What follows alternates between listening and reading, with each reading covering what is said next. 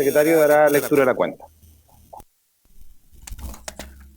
Buenos días, presidente. Se dan cuenta de los siguientes documentos llegados a la comisión.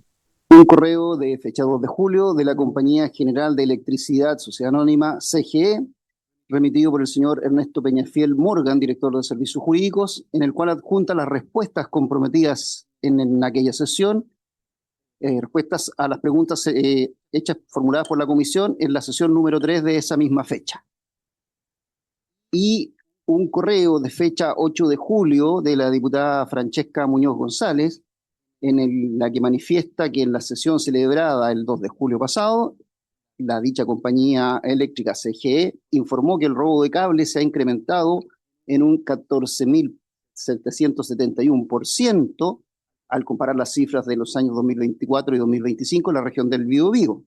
Ante la gravedad de tal situación, solicita que se pueda recabar el acuerdo de esta comisión para que ésta efectúe una sesión de manera presencial en la región del Biobío con el propósito de conocer en terreno y a través de las autoridades y entidades competentes las acciones que ha implementado el gobierno para enfrentar este grave problema, el que impacta directamente en la calidad de vida de miles de ciudadanos.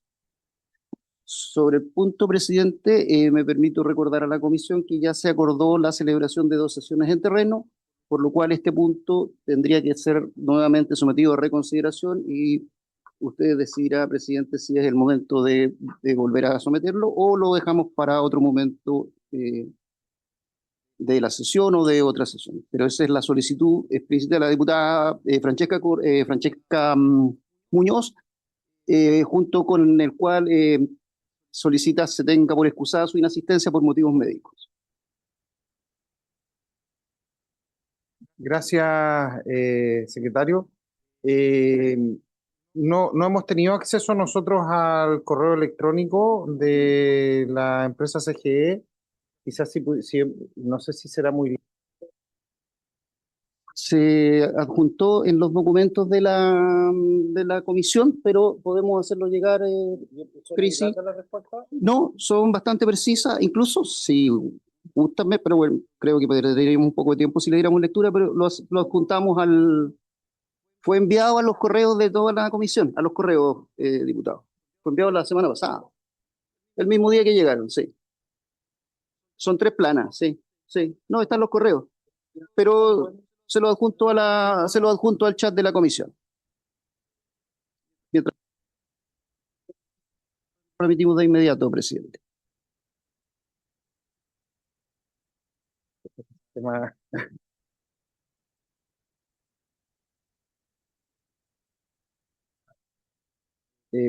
Sería bueno que en las comunicaciones tratáramos de tener todos los documentos vía el WhatsApp, porque creemos que es la manera más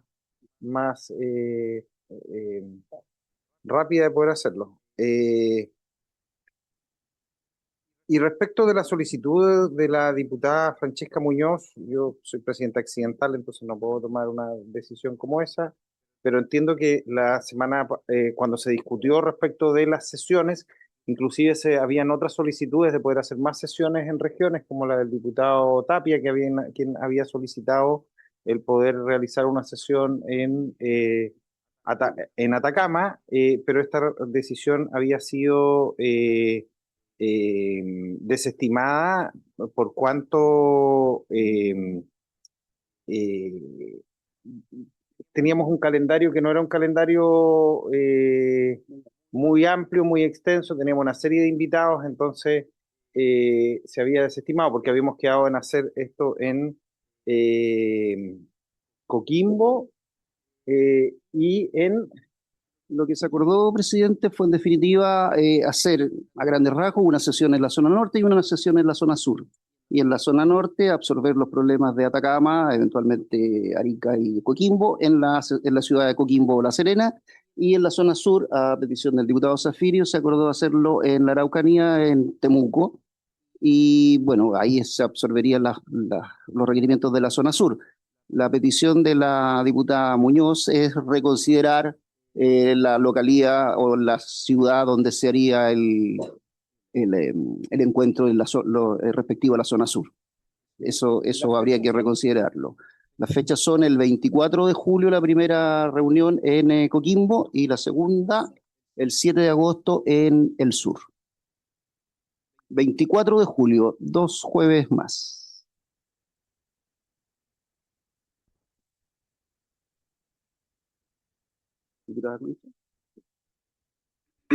Gracias, presidente. Bueno, para referirme al punto 2 de la cuenta, que efectivamente la diputada Muñoz está con licencia por temas de salud, pero para poder hacer énfasis en esto, porque no es una solicitud, bueno, a todos nos gustaría que nuestra región estuviera en la comisión, por supuesto, todos tenemos la misma problemática, pero a raíz de que es el mayor aumento que tenemos de robo de cable, yo creo que sería interesante e importante que esta sesión se pudiese llevar a cabo en algún momento, más allá de la agenda que se tiene, más allá de los invitados, incluso muchos invitados de la zona podrían asistir a la misma comisión entonces, para que se pueda considerar, porque no es reconsiderar lo que ya está, sino que es una nueva solicitud.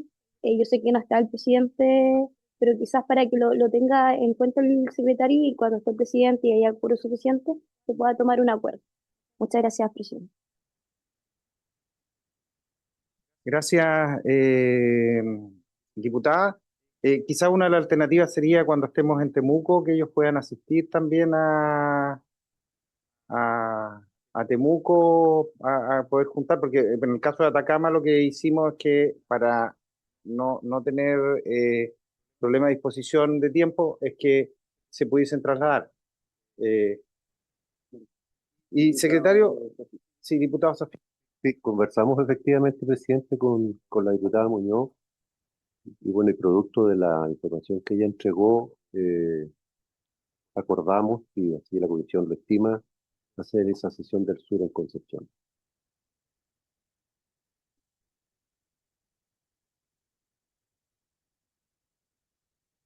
Gracias. Y bueno, y respecto a la cuenta, la comunicación, sí.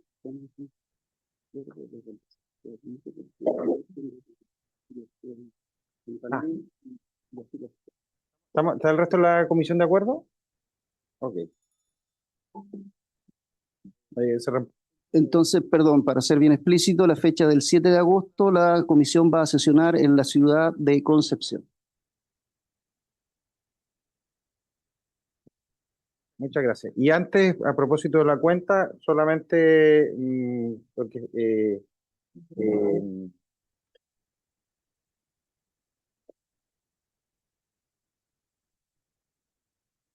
bueno, vamos a pasar a la orden del día.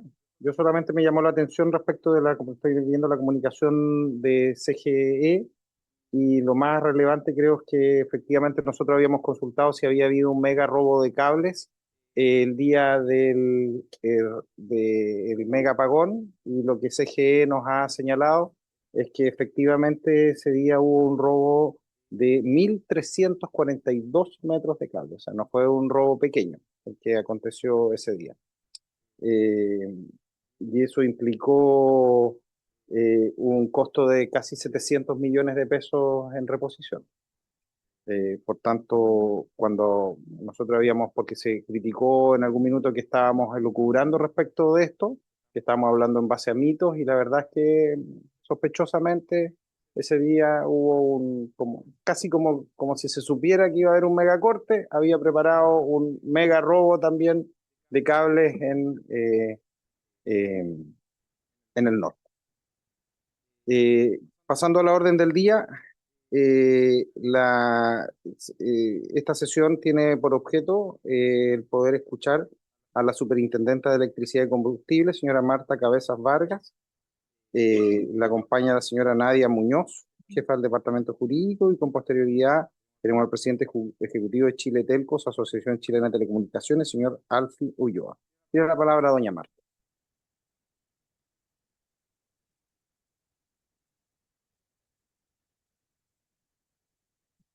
Buenos días, presidente, diputados, diputadas y todos los invitados. Trajimos una presentación.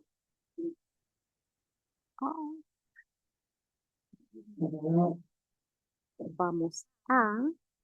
eh, sí.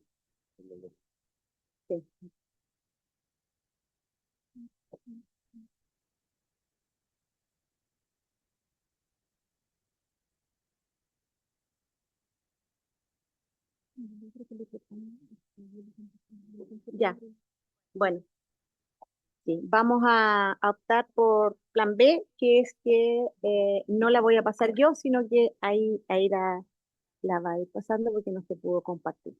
Yo creo que te va a pasar bien.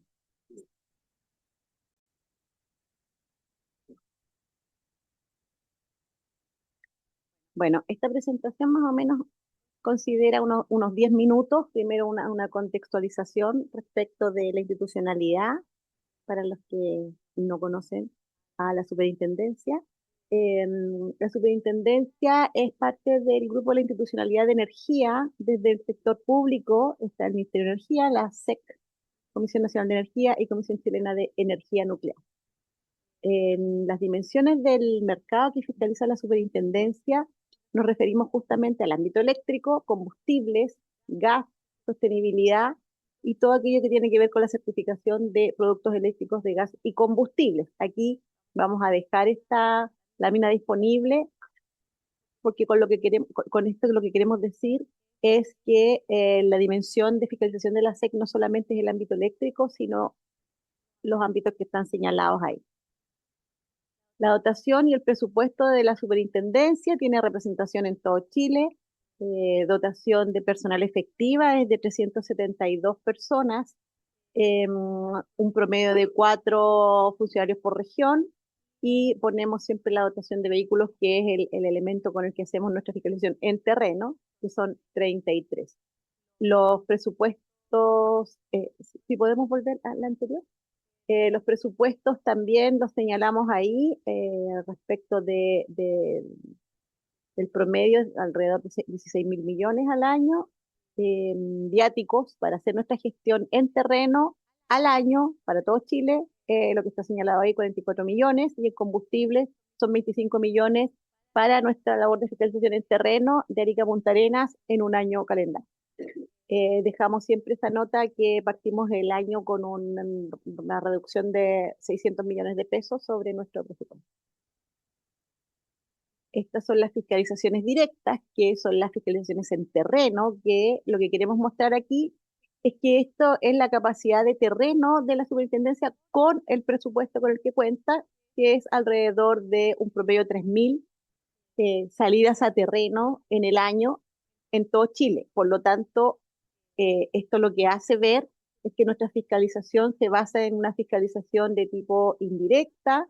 Respondemos más de 100.000 reclamos al año, 380.000 consultas, son más de 590 millones los productos certificados que llegan a los hogares, y son 310.000 instalaciones eléctricas, más de 70.000 en gas, por dar algunas cifras de la parte que no es terreno de lo que fiscaliza la superintendencia. El siguiente, por favor. El mandato legal, bueno, la actividad de la superintendencia, su naturaleza es la fiscalización. Esta fiscalización que es la supervigilancia del cumplimiento de la normativa, que en el fondo lo que hace como propósito final es comprobar que se cumpla la normativa vigente para el sector energético. Esto quiere decir que reconocido un incumplimiento, se provoca un proceso administrativo. Y como decía, las actividades de fiscalización pueden desarrollarse de manera de revisión de datos, de información. Nosotros revisamos las 7,5 boletas que se emiten a los usuarios, a los clientes de distribución todos los meses, en terreno, como señalaba, y otro tipo más tecnológico de fiscalización, del que no me voy a referir en detalle ahora. Ahora, detectada una desviación normativa o un incumplimiento, es ahí donde actúa la SEC con esta lógica de fiscalización con un rol de policía. Nosotros damos siempre el ejemplo que respecto del incumplimiento normativo es la constatación de este incumplimiento el que hace gatillar los procesos de ya sea formulación de cargo, investigación, que pueden llegar a esas sanciones. También lo hacemos a través del análisis de antecedentes, y acá me refiero al mandato legal. Lo que decía, el rol de la superintendencia es un rol represivo, un rol de policía, y el modelo institucional le asigna la responsabilidad de continuidad de suministro a las empresas distribuidoras, generadoras, perdón, y transmisoras. Este es el punto por donde nos vamos acercando a la temática. El sistema eléctrico en Chile es claro en señalar las responsabilidades y los roles. Los roles, que ya les señalaba desde la lógica de la fiscalización, está en la superintendencia y es obligación en materia eléctrica dar continuidad de suministro a las empresas distribuidoras y transmisoras. En el caso de las empresas distribuidoras, son 27 a lo largo del país, entre empresas y cooperativas, y el sistema en general, que está contenido en el sistema del Coordinador Eléctrico Nacional, tiene como coordinados a las 833 empresas que constituyen este sistema. En este sentido, la inversión para mantener la continuidad de suministro le corresponde a los gobiernos corporativos y a las empresas. Sobre el robo de cables, lo vamos a ver más adelante, la SEC no tiene atribuciones en esta materia porque este es un delito que se aborda en tribunales jurisdiccionales. Adicionalmente, la SEC fiscaliza, como decíamos, por el desempeño, por el resultado. Dio continuidad al suministro, fue en la pronta recuperación, respondió los reclamos de sus clientes, facturó correctamente, es decir, si cumplió o no cumplió los mandatos que le da la ley. El robo de cables es un factor que nosotros consideramos en los procesos de fuerza mayor, que voy a explicar más adelante, y las interrupciones de suministro en general se pueden sancionar por incumplir los índices de continuidad de suministro que están establecidos en las normas técnicas y en la ley en general, y llegamos al punto donde se conecta el robo de cables con la función de la superintendencia, que es determinar si alguna falta de continuidad de suministro fue objeto de fuerza mayor, y dentro de la fuerza mayor, como puede ser choque a poste, eventos irresistibles, está también, por ejemplo, el robo de cable. Ahí se conecta entonces esta temática con el rol de la superintendencia.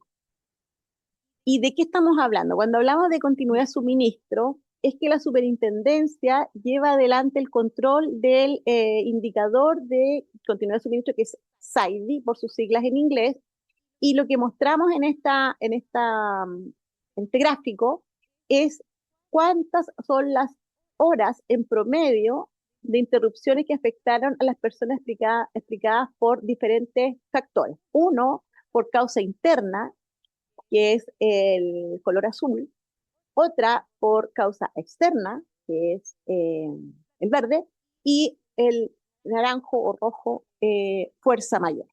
Por lo tanto, lo que estamos diciendo aquí que cada año, el año pasado, fueron 27,60 horas en promedio de interrupciones, dadas preferentemente por los eventos de agosto del 2024 que afectaron las regiones del centro-sur del país, y veníamos con una tasa con un promedio, quiero decir, de 12 horas de indisponibilidad anual. Vamos a la siguiente.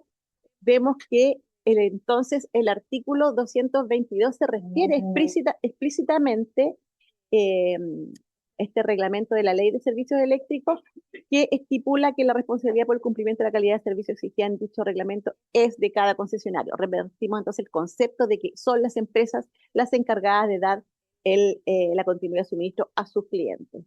Además, para dar la calidad de suministro, es exigible que las instalaciones sean utilizadas desde la lógica de un sincronismo con el sistema eléctrico, que es el que decíamos del Coordinador Eléctrico Nacional.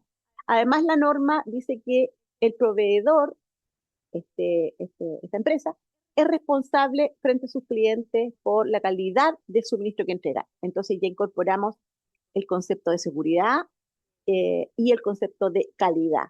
Salvo en aquellos casos, y aquí está el punto, que la falla no sea atribuible a la empresa, no sea imputable. Es decir, frente a un corte, la empresa es la llamada a mostrar las pruebas de por qué ese no se le debería considerar en la multa, en la amonestación o en las medidas pertinentes por la entrega de calidad de servicios, sino por haber acontecido dentro del marco de la fuerza mayor. La siguiente es la misma porque está repetida.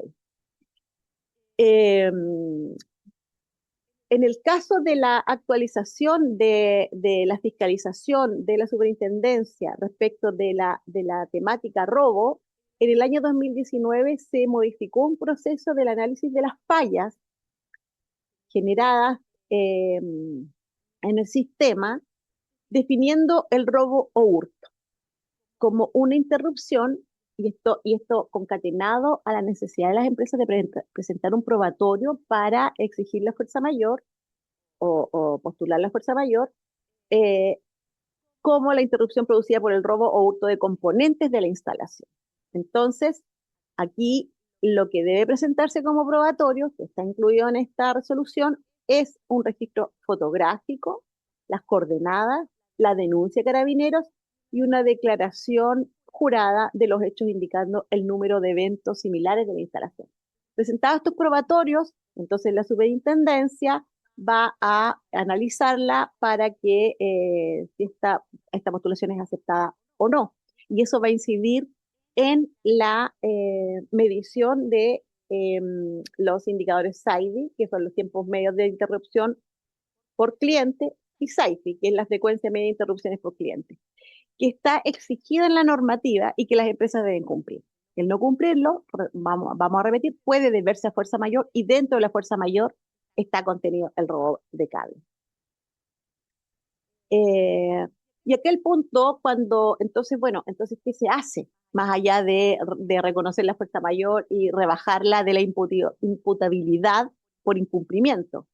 Nosotros participamos en todas las regiones con las autoridades regionales en mesas regionales que están guiadas por el Ministerio Público, eh, coordinando actividades y definiendo protocolos de colaboración entre las instituciones. Ahí no se ve, pero acompañamos las medidas que han ido surgiendo de estas mesas y que ha ido instruyendo el Ministerio Público, la Seremi, con la participación de los gobiernos regionales, lo propio también a nivel nacional. Y la Fiscalía Nacional del Ministerio Público, a través del protocolo de colaboración de robo de cable, que se aplica a las empresas denunciantes y un sistema de análisis criminal y focos investigativos, es claro en señalar cuáles son las actividades que deben realizar las empresas y organismos coordinados. En este sentido, por constituirse esto un trabajo que tiene que ver con un delito en las instalaciones de las compañías eléctricas, bueno, de telecomunicaciones y ferrocarriles, es que nosotros somos aportantes de información para estas mesas permanentemente. En la siguiente podemos ver que en materia de robo de conductores eléctricos, aparte de tomar conocimiento de los hechos, como decíamos, y ver la postulación de fuerza mayor, que son remitidos por parte de las empresas, no realizamos denuncias al Ministerio Público por cada evento postulado por fuerza mayor, puesto que la empresa, al ser afectada por este hecho delictual, siendo la propietaria de la instalación y la principal perjudicada de esta sustracción, es la que debe realizar la denuncia o interponer en la querella. Esto ha sido señalado por el propio Ministerio Público a la superintendencia, y adicionalmente eh, está claro en la normativa de la superintendencia que se entiende que el ámbito de la investigación de delitos no está en las facultades que esta tiene. Por lo tanto, es la autoridad policial la que debe analizar los hechos. Entonces, en concreto y en conclusión, el rol de la superintendencia está fuera del ámbito delictual, salvo que somos participantes permanentes de las mesas de trabajo con las delegaciones, con el Ministerio Público, y adicionalmente solamente nos referimos a la calificación de la fuerza mayor cuando ha habido este error. Muchas gracias, presidente. Muchas gracias, doña Marta. Le vamos a dar la palabra al presidente ejecutivo de Chile Telcos, don señor Alfie Ulloa.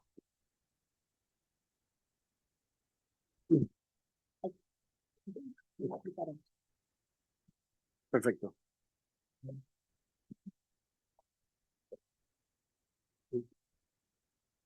Gracias.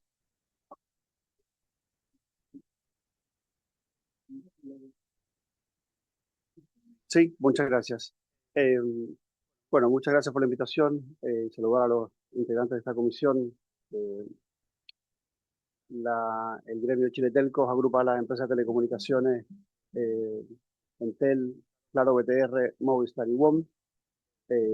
Y hemos estado trabajando en este tema del robo de cable de cobre y otras partes de las redes con bastante dedicación, más o menos desde el año 2019, en que los delitos en torno a esto aumentaron fuertemente.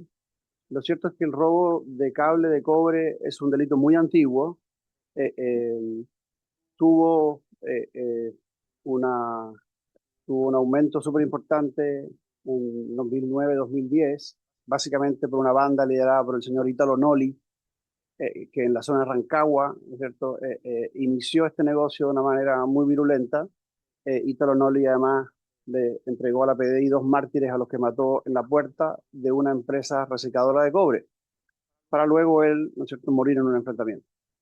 Dado eso, cuando resurge el robo de cobre como delito bien masivo a mitad de los 2010, vinculado al precio del cobre, o sea, cuando el cobre sube su valor, la demanda por chatarra de cobre sube su valor, y por lo tanto el mercado internacional es el destino final de estos robos, ¿okay? Sobre todo ahora que, a propósito de Italo Noli, ninguna empresa recicladora local compra chatarra de cobre a menos que tenga una trazabilidad muy bien definida.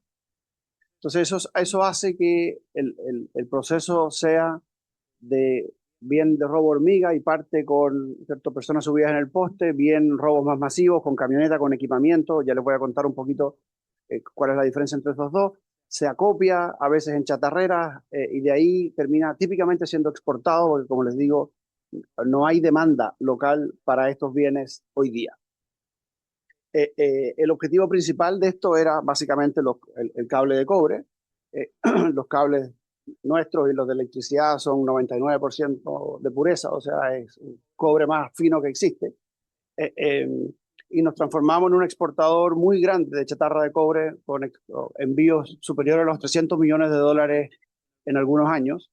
El destino de estos envíos eran principalmente Corea del Sur y China, que son países que tienen grandes fundidoras, pero no tienen mineral, y que ponen órdenes de compra, yo diría, ilimitadas, digamos, y cualquiera llega y la suple, y eso es lo que nos estaba ocurriendo. Entonces, partimos con esto.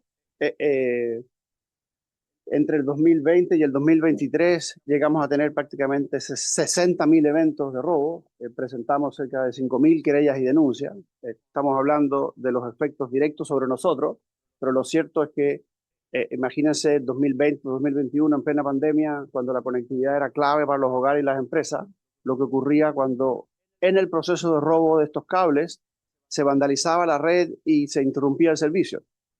Parte de lo que ocurre es que la red de cobre era la red más antigua, porque era el par de cobre, el cablecito que llegaba al teléfono fijo, digamos, en la casa. El grueso de esa red, de los cables donde hay más componentes, vienen todos soterrados porque pesan mucho y no pueden estar colgados los postes. Estamos hablando de, ¿cierto?, cables de 600 o 1.000 pares de estos cablecitos de cobre que pueden pesar media tonelada, digamos, por kilómetro, 600 kilos por kilómetro. Entonces, partió este negocio con personas que se subían y cortaban 3 kilos, típicamente personas en situación de calle, pequeños, ¿no es cierto?, personas que por adicción iban y cortaban 3 kilos, 4 kilos, lo vendían en la chatarrera y así las chatarreras acopiaban y después una chatarrera más grande juntaba todo y esto terminaba, en definitiva, en la aduana. En el proceso de búsqueda de cobre, a nosotros nos afectaba mucho la fibra óptica, porque los ladrones llegaban a cortar el ducto, a buscar el material de cobre. Cuando no lo encontraban, dejaban tirado lo que había. Como el material de cobre es el cable más antiguo, viene soterrado en la parte más profunda de los ductos. Por lo tanto, muchas veces tenían que cortar todos los ductos que hay superiores, que eran todos fibra óptica, para llegar finalmente a lo que estaban buscando, que era el cobre. Entonces, si bien nosotros teníamos afectación muy directa por el robo del cable, la afectación indirecta, voy a decir, pero era bien directa para el usuario final, era muy grande porque con este corte de fibras ópticas, el Ministerio Público se quedó sin internet durante 48 horas. El Banco del Estado se quedó sin funcionar. Transbank se quedó sin funcionar. El 30% de los semáforos de Santiago se quedaron sin funcionar porque la unidad de gestión de tránsito no tenía. Se caen los CEFAM, como la ficha clínica es digital, las personas que estaban esperando horas y que tenían, no sé, 6 meses, 1 hora con un especialista, tienen que volver después. Entonces, el efecto, nosotros éramos directamente perjudicados, pero las víctimas realmente eran todos estos servicios que se daban por el ámbito digital. Como les digo, en épocas de pandemia, esto era realmente terrible. Nosotros partimos llamando la atención sobre este evento, sobre esto, a fines del 2019, teníamos mucha vandalización. Después empezamos a ver que estos eventos ya no eran solo vandalización, sino que eran robos. Encontramos robos muy sofisticados, con equipamiento, hay que ir con una sierra especial, cortar el ducto es de plomo, hay que sacar el material, hay que cortar el material porque media tonelada de cobre no se puede llevar en bicicleta. Entonces venían 3 camionetas y la subían. Entonces fue haciéndose evidente que esto ya no era robo hormiga, sino que había, en definitiva, bandas organizadas que se estaban dedicando a hacer minería sobre las redes. Las nuestras y las eléctricas también le roban a las compañías de agua y a la compañía de gas de cañería cualquier componente de cobre. Aquí el destino, el objetivo era cobre de cualquier componente. Entonces, entre el 2020 y el 2022, esto crecía realmente de manera exponencial.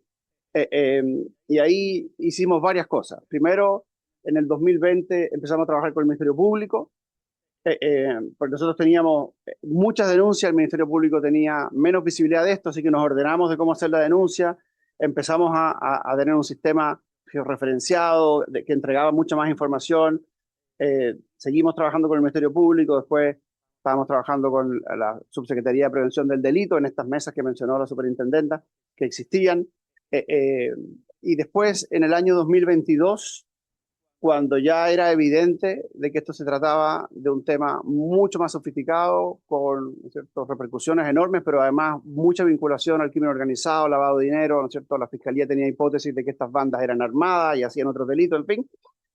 La mesa pasó de la Superintendencia de Prevención del Delito a la Superintendencia, perdón, de la Subsecretaría de Prevención del Delito a la Subsecretaría de Interior. Y el 6 de julio, o sea, casi antes de ayer, pero del año 2022, se armó una mesa de prevención y persecución del delito de robo de cobre. Y esa mesa tenía 2 submesas, una mesa de robo de cable de telco y eléctrico y una mesa de cobre como tal, porque por esa fecha hubo un robo muy cinematográfico a un tren con armamento, torre y demás. En definitiva, esto se volvió tan crítico que durante el pic de esto, en el 2022, llegábamos a tener 2.500 cortes mensuales. Estos cortes, el impacto de estos cortes son diferenciados. Hay que pensar, mientras más cerca del cliente final es el corte, menos es la afectación. O sea, si nos cortan en la esquina del barrio, se nos cae el servicio en la manzana. Mientras más cerca es el corte respecto de la compañía, más clientes están afectados. Si roban a la salida, ¿no es cierto?, de la troncal de una compañía, se pueden caer, y hemos tenido cortes que afectan a más de 20.000 usuarios, sobre todo por este daño colateral a la fibra óptica que le estaba mencionando. Tenemos mucha información. Yo además quiero ponernos a disposición de la comisión, por ejemplo, donde podamos contribuir con información, mapas de calor referenciados como esto que tenemos para las sesiones que van a tener en regiones. Podemos contribuir con la información donde los tengamos, porque tenemos la información así, bien desagregada, o sea, relativamente desagregado, o tenemos la información muy desagregada a nivel de los puntos donde efectivamente nos roban sistemáticamente. Por ejemplo, aquí hicimos un cruce de la información donde nos roban, donde hay colegios, donde hay centros de salud, y tratando, ¿no es cierto?, de generar conciencia de que esta afectación, claro, nosotros somos los afectados, pero las víctimas son los usuarios. Entonces, tenemos mucha información que además es la información que hemos puesto a servicio del Ministerio Público, que ha servido además porque, en definitiva, con Carabineros hemos trabajado en modificación de las rutas de patrullaje en función de esto. Entonces, lo que podamos ayudar a la Comisión en su proceso, más que a la orden. Como les digo, en el año 2022 se armó esta mesa. Nosotros, a propósito de esa mesa, perdón, la mesa fue en el 2023, disculpen. A propósito de esa mesa, empezamos una coordinación bilateral con distintas entidades. Obviamente ya veníamos trabajando con las policías, pero empezamos a trabajar con la aduana de manera muy directa, porque sabíamos que el destino final de estos cables era la exportación. Y los primeros casos que el Ministerio Público logró detener y demás eran interceptados en la aduana. Entonces tenemos un protocolo que funciona con aduana. Cuando aduana identifica tenemos códigos por los que viaja, ¿no es cierto?, la chatarra de cobre, y cuando se determina que esa chatarra de cobre viene de cables, se interrumpe el proceso de exportación por 24 horas. Hay un protocolo sobre esto, y entonces la aduana hace un aforo físico, abre el contenedor, lo inspecciona, nos manda fotos. Si las compañías alguna identifica el cable de telecomunicaciones o cable eléctrico o otros que estén conectados, pueden reclamar y se detiene la exportación. Importante decir aquí, yo creo que en el caso eléctrico ocurre lo mismo que nosotros. Los productos que nosotros tenemos en nuestras redes no se venden en la ferretería. Uno no puede ir y comprar este cable en la ferretería. Entonces, cualquiera que lo esté exportando, transportando o vendiendo, de algún lugar lo obtuvo, o lo obtuvo directamente de nosotros, o lo obtuvo directamente de alguien que se lo robó. Entonces, eso con la aduana funcionó bastante bien. Y por otro lado, las compañías, era tanto el daño que se nos generaba, sobre todo el daño en la afectación en la fibra óptica, que las compañías que tenían redes de cobre las sacaron completamente y las fueron reemplazando por nueva tecnología, aceleraron ese reemplazo tecnológico. Por lo tanto, hoy día nosotros ya no tenemos prácticamente redes de cobre desplegadas.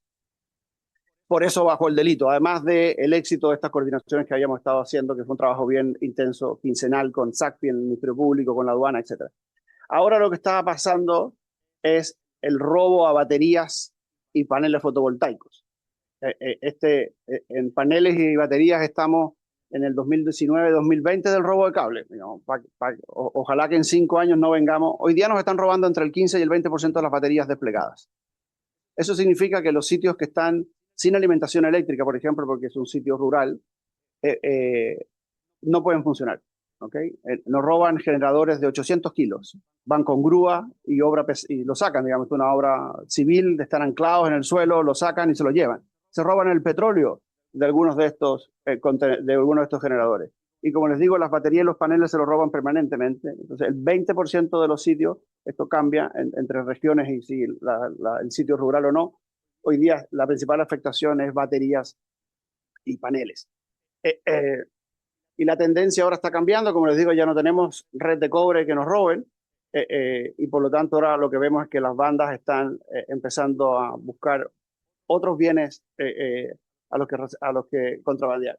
Fíjense, hoy día ya nos queda poco. Las afectaciones del 2024-2025 en cobre es menos del 6% de los eventos, pero el 75% de los eventos afectan la red de fibra óptica, porque los ladrones siguen buscando cobre y por eso cortan la fibra óptica. La fibra óptica es un plástico, es inerte, no conduce electricidad, no tiene material metálico. Cuando la cortan, la dejan botada, porque no tiene uso alternativo, no se vende en el mercado, tampoco las empresas no lo compran de segunda mano.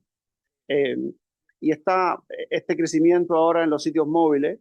Esto es realmente importante porque cuando nosotros tenemos los sitios con respaldo, cuando se corta la electricidad, ahí nos damos cuenta que no hay respaldo. Estos sitios, como les digo, están en algunas zonas extremas, o por ejemplo pueden estar en una zona no extrema, pero no lo estamos monitoreando permanentemente. Eso significa, por ejemplo, que puede no enviarse el mensaje a la SAE en el caso de una emergencia. ¿Okay? Supongan que hay un incendio, se corta el tendido eléctrico, se deben activar los respaldos no están porque se fueron vandalizados o robados. Bueno, esa torre no va a funcionar. ¿Okay? Entonces, hoy día esa es nuestra principal preocupación y estamos trabajando en torno a eso. Bueno, como les digo, estas son las fotos más recientes de vandalización de sitios móviles. Seguimos estando expuestos en todo el país, el grueso por cantidad de eventos en la metropolitana, pero Valparaíso, Biobío, Higgins y Antofagasta siguen siendo importantes. En el cobre, básicamente teníamos este robo y corte, que podía ser hormiga, como lo llamábamos, ¿no es cierto?, cuando se subía alguien al poste y cortaba unos kilitos. Las chatarreras compran, depende del precio, tienen una pizarra en la puerta y pagan entre 7 y 9 mil pesos el kilo según el precio del cobre ese día. Se acopiaba, ¿no es cierto?, en chatarreras. Algunas chatarreras eran legítimas, otras no eran legítimas, estaban escondidas. Y de ahí venía luego y se exportaba. Originalmente se exportaba directamente como cable. Lo que hacían los chatarreros era sacarle el protector plástico, un forro que tenía el cable, que típicamente tenía el logo de la compañía, lo cual hacía más fácil la trazabilidad. Lo queman esto con ácido, directamente lo incineran, y mandaban el cable lo más solo cobre posible. Después, cuando esto empezó a generar detenciones por aforo en la aduana, empezaron a molerlo y sale entonces una viruta de cobre, que es una arena de cobre, que es imposible para nosotros de identificar si es originada de un cable que se molió eléctrico o telco. Al final es un granito de cobre que puede tener un origen cualquiera. Le hemos hecho los análisis químicos, hubo un estudio de la Universidad de Santiago, no hay forma de determinar, es cobre. No sabemos si viene de nosotros, de los eléctricos o de un serpentín de un califón que lo molieron. ¿Okay? Y también se han encontrado fundiciones, ilegítimas por supuesto, que funden esto ya en lingotes y directamente exportan el lingote. O sea, la transformación se fue generando a propósito de hacerlo cada vez más lejano de la intervención de aduana, porque deja de parecer entonces chatarra y se nos complica bastante la cosa. Entonces, con la aduana tuvimos bastante esfuerzo de que persiguiera esto penalmente, de lo considerar un delito de contrabando y todo. No fuimos exitosos, pero fuimos exitosos en generar este procedimiento que les permite a ellos. Como les digo, hoy día nos roban las baterías. A diferencia del cobre, las baterías no se exportan, sino que se venden en el mercado local, típicamente en marketplace, páginas web, digamos, donde se venden cosas legítimas, también se venden estas cosas ilegítimas. Hay un mercado que es básicamente los autos que tunean para hacer carreras, los rápidos y furiosos, que le ponen estas baterías a sus equipos de música. Hay en el transporte de camión y también en barcos de pesca artesanal, consumen todas estas. Algunas compañías le han puesto GPS a las baterías y las rastrean de esa manera, algunas las ven navegando. Otros eventos que tenemos, por cierto, nos queman, nos dañan, atacan a nuestros equipos en terreno, todas esas cosas que no son directamente el cobre, pero van persiguiendo el cobre. Entonces, ¿qué hicimos? Como ya les mencioné, hicimos un proceso de colaboración y de coordinación súper intenso con los gobiernos regionales, con las policías, con la aduana, etcétera. Con las compañías hicimos todo este proceso de acopiar información y tener un procedimiento único y demás. Y fuimos a regiones muchas veces juntando estos mismos actores con los fiscales regionales, con las oficinas regionales y demás. Hicimos estos talleres, Biobío, Araucanía, Santiago, Iquique, o sea, fuimos a varias regiones haciendo esto, siempre con el mismo objetivo, ¿no es cierto? Dentro de la mesa de robo de cable, o sea, con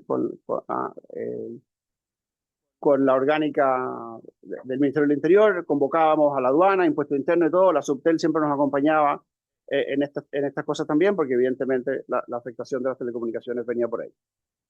Entonces hicimos muchas cosas que más allá, ¿no es cierto?, todavía sin ninguna modificación legal ni nada. Ahora les voy a contar lo que hicimos desde el punto de vista legislativo. Trabajamos mucho con el Ministerio Público y con las policías. Se lograron desbaratar varias bandas. Como era la hipótesis de la Fiscalía, estas bandas tenían armas, tenían otros ilícitos, eran bandas, o sea, eran grupos de varias personas armados.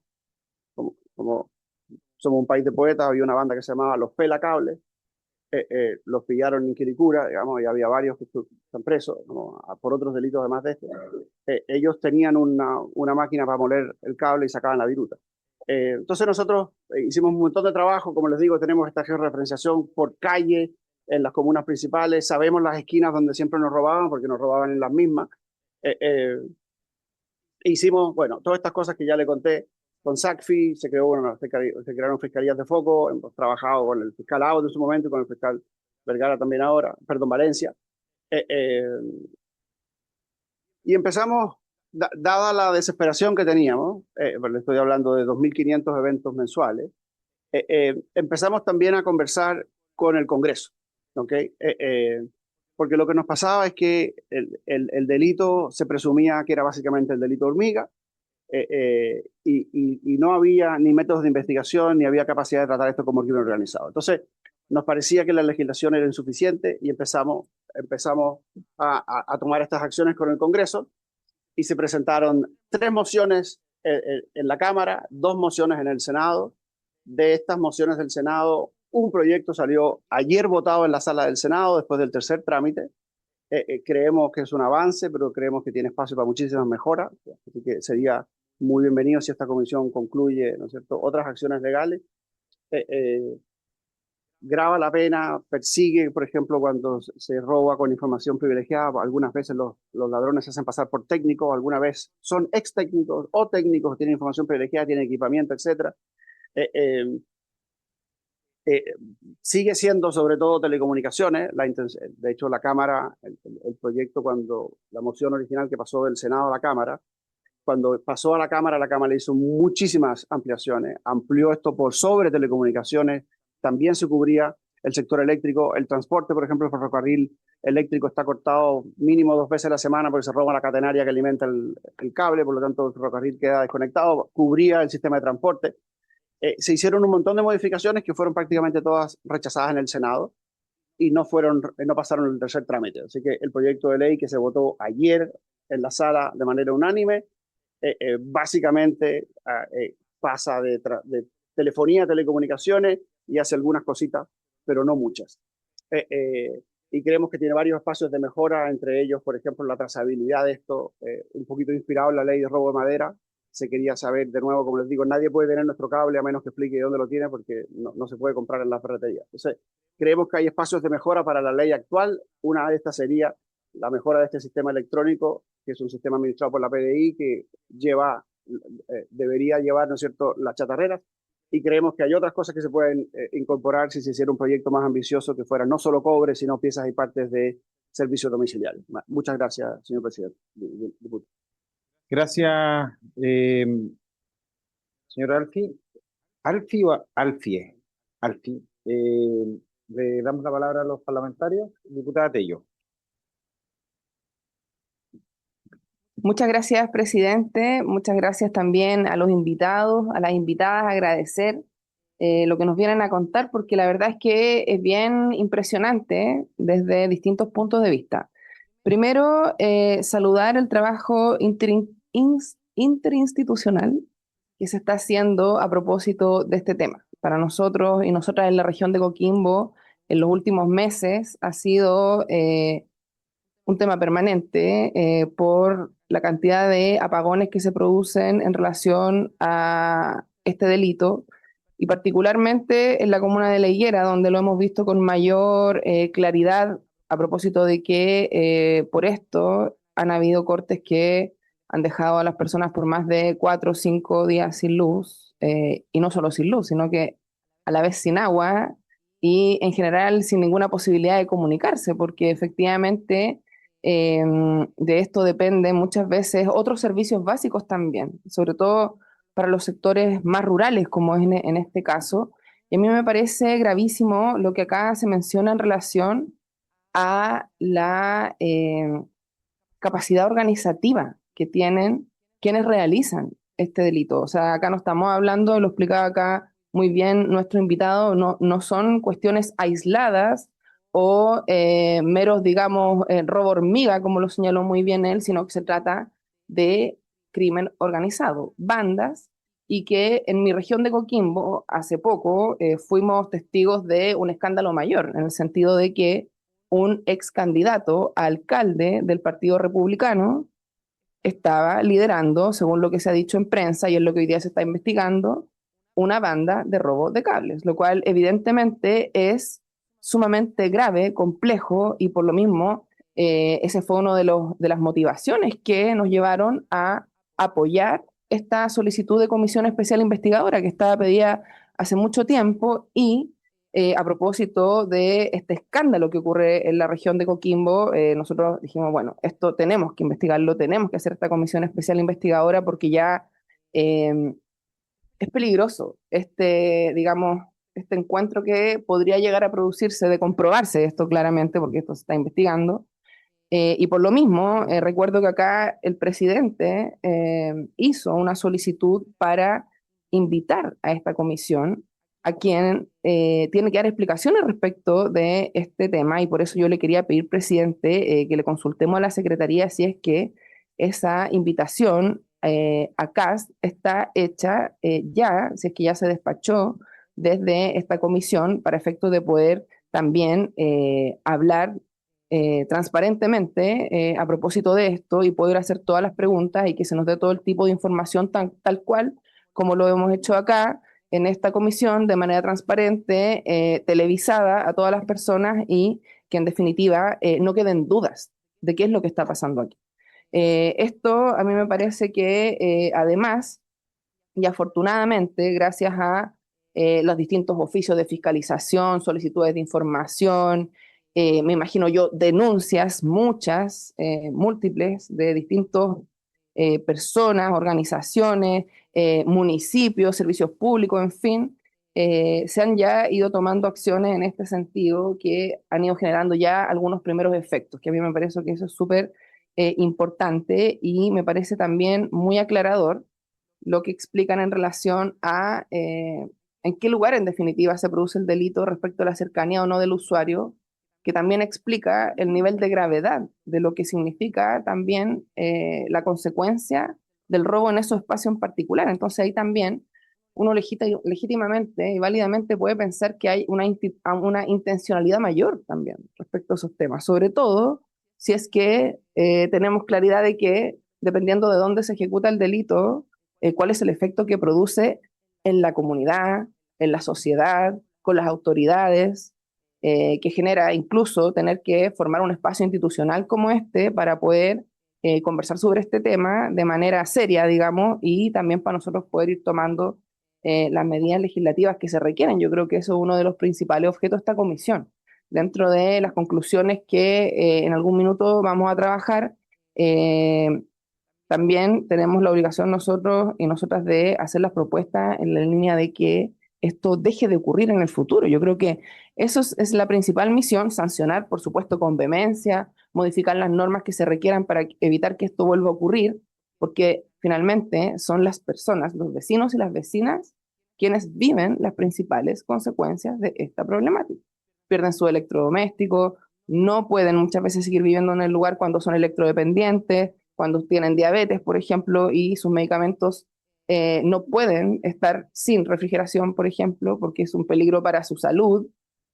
Al quedar sin luz, evidentemente, se tienen que ir a otros lugares, muchos de ellos han tenido que ir de allegados a otras comunas también de la región, lo cual evidentemente también produce un problema social, un problema de hacinamiento, es decir, acá yo creo que hay que ponerle párale a esto. O sea, acá a mí me preocupa que pueda existir una intencionalidad más profunda respecto de estas bandas de crimen organizado que se están conformando en nuestro país.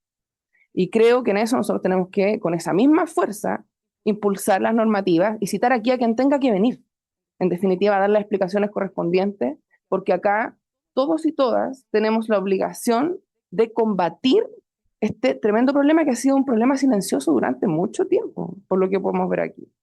Entonces yo de verdad agradezco mucho la presentación de ambos, felicitar también todo el trabajo que se está haciendo, porque es harto y es difícil, sobre todo cuando las herramientas son escasas. Así que nuevamente agradecer y consultar, presidente, por favor, ahí al secretario, para ver si es que esto ya está en curso, si es que a lo mejor ya se despachó y se excusaron, o si dieron alguna explicación, en fin, eso. Muchas gracias, presidente.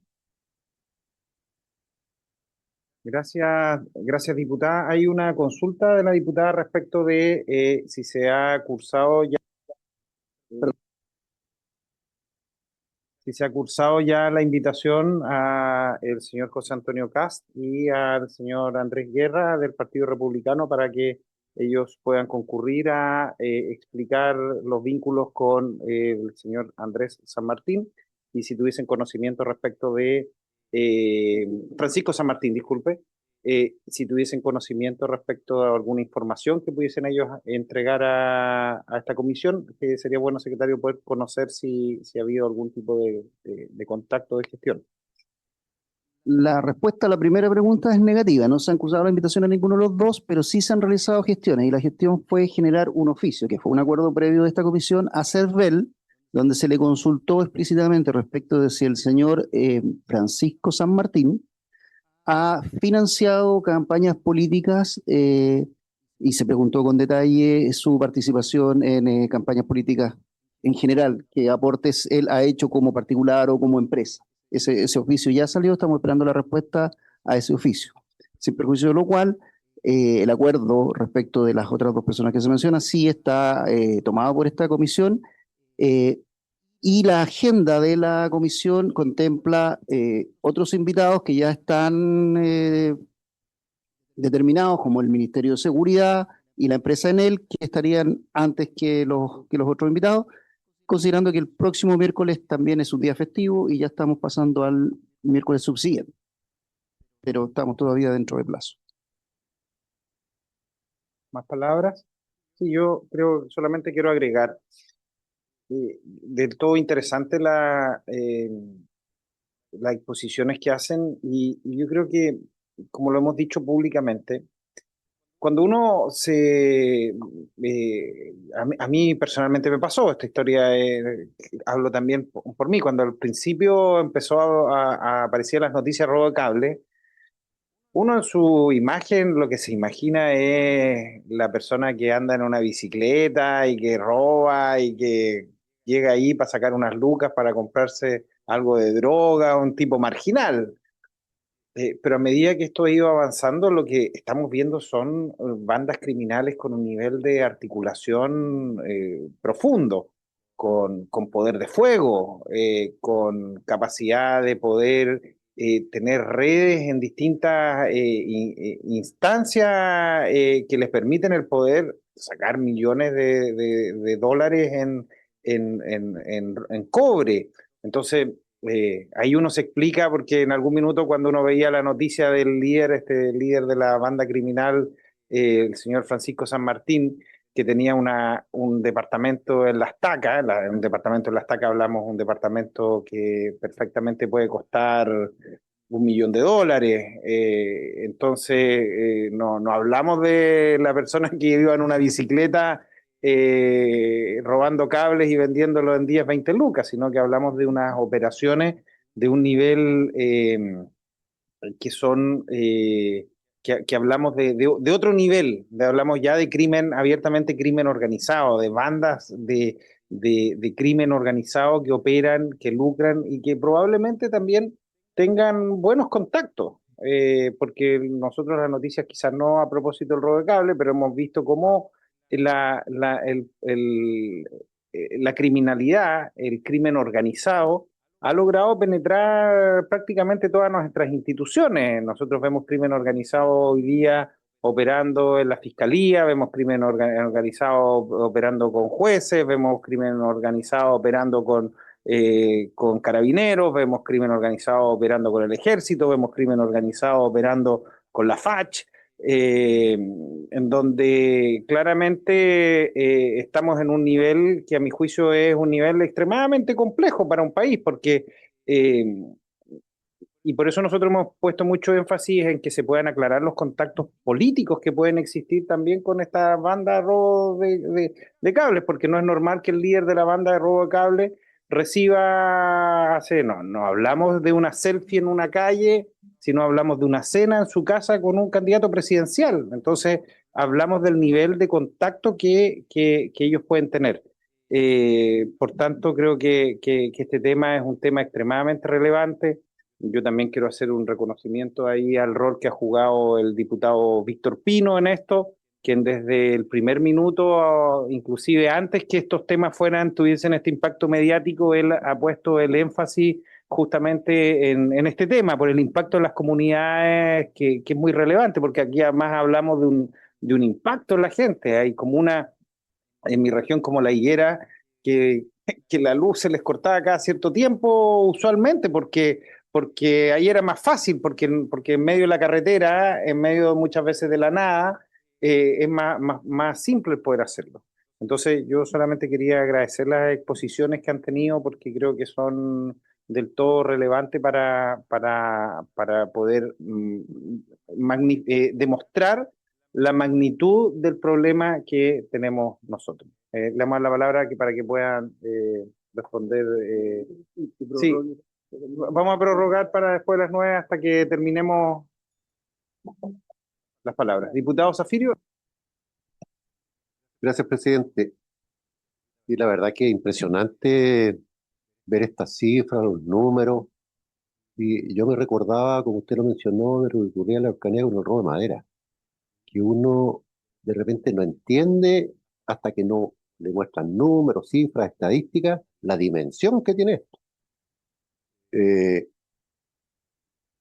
¿Cómo roban esa cantidad de toneladas a esas alturas, o porque hay otras soterradas? Y alguien me comentaba alguna vez que echaban abajo las torres para robar el cable. Entonces, por supuesto que no son los señores que andaban en bicicleta cortando cablecito para comprarte un copete o alguna cosa de repente por ahí. Ya esta historia tiene otra dimensión. Eh, Como nosotros cuando nos preocupábamos y nos preguntábamos cómo lo hacían para robarse camionadas y camionadas de madera y dónde las iban a vender, se llegó a algunas conclusiones que mejor ni decirlas acá, porque de repente entre ellos mismos se compraron la madera. Pero acá, cuando uno le dicen que lo funden, que lo hacen lingotes, que lo exportan, o sea, esto tiene una dimensión gigantesca, me imagino yo, porque ¿qué pasa con impuestos internos? Bueno, usted dice que ahora entró aduana y están controlando mejor. Bueno, pero tuvieron que llegar a dejar de usar gran parte del cobre y cambiarlo por otro material, por litio. eh, pero yo me imagino que eso para las empresas también significa un gigantesco costo. Entonces, claro, porque yo cuando usted mostró un gráfico y decía que había bajado algo el 60 y tanto por ciento entre un año y otro, me sorprendí, me dije, ¿qué pasó aquí? Aquí operó bien la investigación, ¿qué pasó? No operó, al final. Tuvieron que cambiar el producto que ustedes usaron por otro que no les interesara a los delincuentes. Entonces, hago ese tema porque qué peligroso es. Ahora se están robando las baterías. Entonces, de verdad, presidente, yo creo que tenemos acá un tremendo tema, que en un momento con robo de madera, bueno, el tema de los cables de cobre hace rato, pero ahora ya en el volumen que ahora opera esto es gigantesco. Entonces, de verdad, en lo particular, para mí representa una tremenda preocupación por los efectos que usted dice que produce también, que al final siempre es el usuario el que paga la cuenta. Uno no sabe si se cortó la luz porque cerraron los cables, o se cortó la luz porque hubo muchos vientos y las empresas que tienen que reparar. Usted habla de 27 horas al año promedio en el país, que estamos sin luz. ¿Solo por el robo de cable en la consulta o en general? Ok.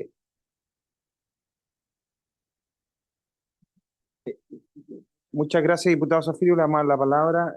Tratemos de ser, no sé cómo estamos en el tiempo. Si nos quedan 6 minutos, entonces sí. Y si no, pudiesen enviar por escrito la respuesta. Sí, gracias, presidente.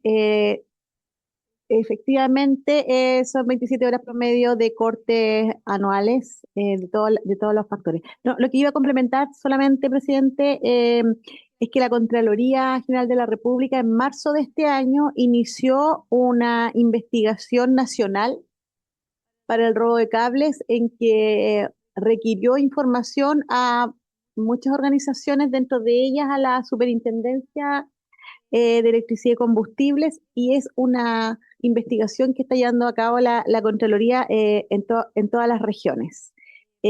Adicionalmente, como dato que creo que me va a tomar 30 segundos, es que cuando hemos visto mejores resultados de robocables, y que tiene que ver con esto que decía el diputado Zafirio, que para robar el cable, por ejemplo, en la carretera, en la noche, en el desierto, echan abajo 2, 3, 4 torres, y las empresas tienen la posibilidad de volver a recuperarla al día siguiente.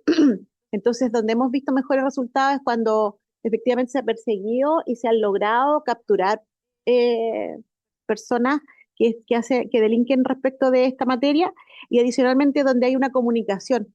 Porque, por ejemplo, una simple comunicación como que si usted ve a alguien trabajando en un poste en la noche, eh, eso no está bien, porque nadie trabaja en el cableado a las noches, que es algo que no es intuitivo, sino que si alguien ve en una torre 5 personas a las 10 de la noche, no se lo pregunta.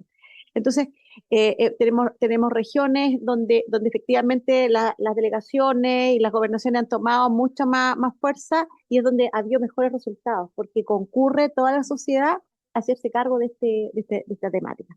Eso, presidente, muchas gracias. No sé si don Alfie.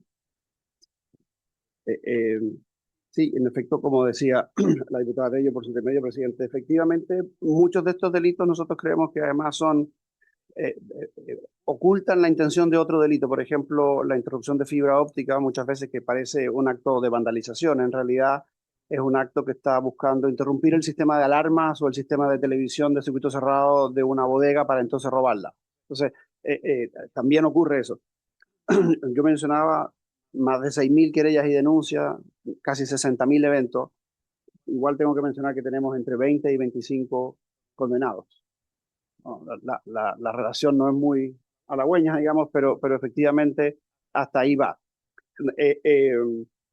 Y un tema importante, efectivamente, como la demanda de esto siempre fue exterior, las ciudades portuarias son muy importantes. Por eso nosotros partimos con mucho trabajo en Valparaíso, en San Antonio y en Antofagasta, porque por ahí sale la carga que se trae de todo el país. Todos estos robos que ustedes vieron se concentran en algunos lugares. Por ejemplo, la hipótesis de que Rancagua era un lugar donde se centralizaba mucho, dada la cantidad de chatarreras que hay. Entonces, hay formas de investigación que se pueden hacer, y lo otro importante no solo es el poder de fuego y la capacidad de destrucción que tienen, sino el vínculo con otros ilícitos, ¿cierto? El Ministerio Público tiene la hipótesis de que aquí también hay lavado de dinero, del narcotráfico, de otros activos que se ocupan los mismos soldados que se ocupan en otros eventos, etcétera. Por lo tanto, estoy de acuerdo, muy de acuerdo con el diputado Zafrillo, presidente, por su intermedio, que esto es un tema muy grande. Hoy día lo abordamos solo en el tema del cable. Efectivamente, nosotros ya no nos roban porque ya no lo tenemos, pero la exposición sigue siendo la misma y la vandalización sobre otros activos sigue siendo la misma. Quedan 3 proyectos que son mociones parlamentarias que están en primer trámite en esta Cámara, por lo tanto hay espacio para hacer cosas. De nuevo, felices de entregar la información que sea necesaria y que pueda contribuir en esto a los diputados y sus asesores.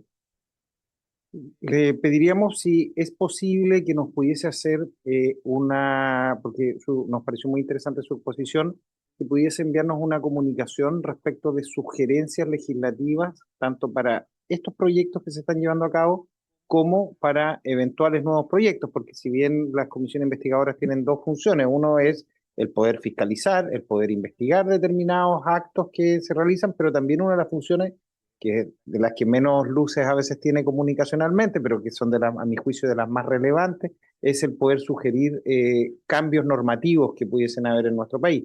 Por tanto, para nosotros sería del todo interés para las conclusiones de esta comisión que tanto usted como la superintendencia nos pudiesen hacer llegar esto. Yo tenía una última pregunta para don Alfie respecto bien corto respecto del megacorte del 25 de febrero. Eh, Nosotros lo que vimos es que hubo un robo, ahora CGE nos dice, de más de 1.300 metros de cable. No hablamos de alguien que iba pasando y se dio cuenta de esto. Una pregunta respecto a si pudiese existir algún tipo de asociación entre haber hecho el megacorte, o si el megacorte puede haber facilitado justamente el que esta operación de robo de cable se hubiese ejecutado justamente en esa fecha. La capacidad de entendimiento del gremio, pero les voy a decir que los cables de cobre nuestros no están electrificados, son corrientes débiles. Por lo tanto, al contacto no hay ningún riesgo. Distinto es con el cable eléctrico, ¿okay? Y por lo tanto, lo que hemos visto, por ejemplo, en mesas de cable donde hemos visto videos, por cierto, tenemos, a propósito de las preguntas cómo se roban, tenemos montones de videos que muestran cómo se roban, camionetas, montones de cosas, se las podemos mandar. Pero para robar un cable eléctrico, primero hay que cortar el servicio. Entonces, típicamente lo que hacen es que lanzan cadenas, crean un cortocircuito. Eso ocurre en el tendido y ocurre también en el tendido del ferrocarril, por ejemplo, lo vimos esto en Rancagua, lo filmaron con un dron.